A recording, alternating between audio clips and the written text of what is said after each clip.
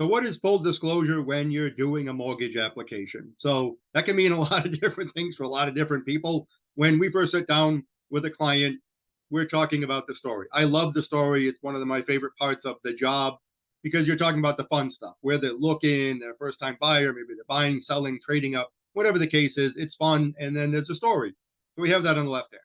On the right hand, we take an application, we go through all the nuts and bolts, and that's the data side. We have to do a lot of due diligence and calculating income and reviewing bank statements and all that fun stuff. Most often, those two things mesh. The story matches the documentation.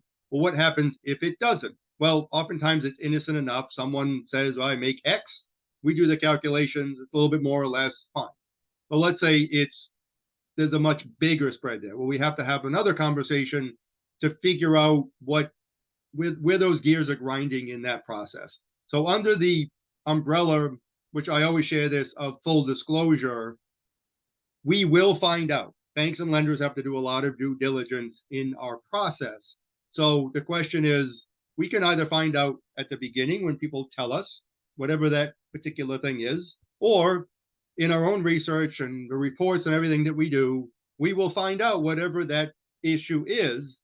But if we find out a week before closing, because it takes time sometimes to uncover this, now you're looking at putting a lot of stress on yourself, on everybody in the transaction, potentially delaying, or in some catastrophic cases, the deal is dying. It's the last thing that anybody wants to happen.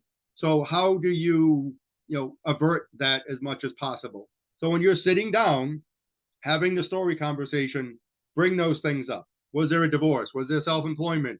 Was there bankruptcy? Job gaps in employment? Big swings in income? If you just give us a pay stub and a W-2, we're going to go great. And we're going to have to start digging with more of those details. And it just takes time for that process to happen. So the best pro tip here is full disclosure. If there's something in your head that you think is important, just blurt it out. Get it on the table, because I will tell you, it's much, much easier finding out during a pre-approval what those things are, and we can talk about them, we can document them, and we put them behind us.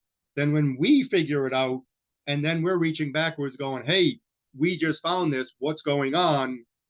That creates a lot of anxiety for everyone, and no one wants that in a home purchase. So again, biggest pro tip, full disclosure, get everything on the table, don't hide anything, and you will have a much smoother transaction.